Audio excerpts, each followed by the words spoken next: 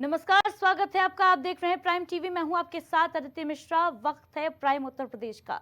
कन्नौज पहुंचे सपा अध्यक्ष अखिलेश यादव का बड़ा बयान सामने आया है।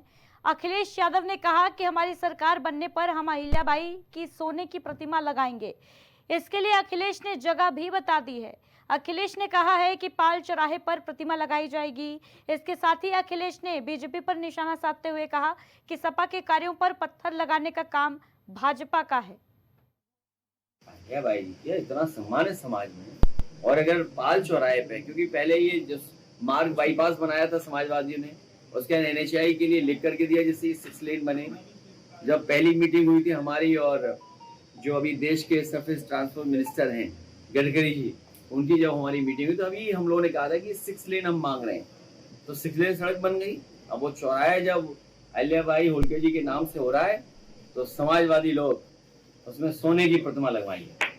और न केवल अहिल्याबाई होलकर जी की प्रतिमा लगेगी, बल्कि कन्नौज का जिससे इतिहास है, सम्राट हर्षवर्धन, उनकी भी प्रतिमा सोने की लगाई जाएगी कन्नौज। जो मुझे दिखाई दे रही 20 साल की उपलब्धि, सड़क समाजवादियों ने बनाई।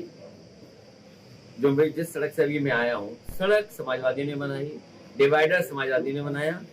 बस इन्हें मिल गई जगह थोड़ी सी, खंबा लगा के कहेंगे सड़क हमने बनाई। ये इनकी उपलब्धि है।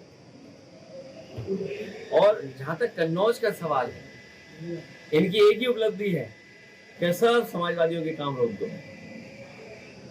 एक ही उपलब्धि हमें कन्नौज में दिखाई दे रही है कि सब समाजवादियों के काम रोक दो। यही सबसे बड़ी उपलब्धि 11 साल की दिल्ली की सरकार की और 8 साल उत्तर प्रदेश सरकार के हैं।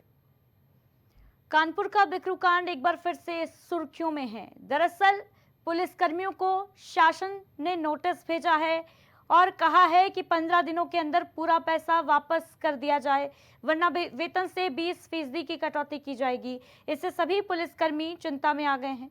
दरअसल हत्याकांड के दौरान घायल हुए पुलिसकर्मियों को इलाज के लिए शासन की तरफ से 6.5 लाख रुपए दिए गए थे और अब 5 साल बाद इन सभी को पैसे वापस करने के लिए नोटिस दिया गया है। इसके बाद पुलिसकर्मियों ने ज्वाइंट सीपी हेडक्वार्टर से मुलाकात की और अपनी समस्याओं के बारे में जानकारी दी और ज्वाइंट सीपी की तरफ से उन्हें मदद का आश्वासन भी दिया गया है। इसके साथ ही जो एसीपी आशुतोष कुमार ने बताया कि जीवन रक्षा निधि एक नियम होता है जिसमें सरकार इलाज के लिए कंट्रीब्यूट करती है। पुलिसकर्मियों ने लिया गया पैसा लौटाया नहीं होगा, इसलिए उनको नोटिस दिया गया है। देखिए, प्रकरण की तो मुझे बहुत ज़्यादा जानकारी नहीं है, लेकिन जीवन रक्षक निधि एक पूल होता है जिसमें कि सरकार कंट्रीब्यूट करती है और तत्कालिक प्रभाव से जैसे ऑपरेशन के लिए किसी की मदद हो, उसके पास पैसे ना उसको मदद करने के लिए होता है। तो जैसे कि मैंने बताया, एक पूल है तो ये एक टेम्प्रेरी लोन की तरह होता है जो आपको लौटाना पड़ता है किस्तों से कट के। इस पर कोई ब्याज नहीं लगता है। तो ये पुलिस हेडक्वार्टर की हमारी व्यवस्था, जहाँ तक मेरा इस मामले में समझना है, ये इन लोगों ने लोन इससे जो लिया है उसको लौटाया नहीं होगा।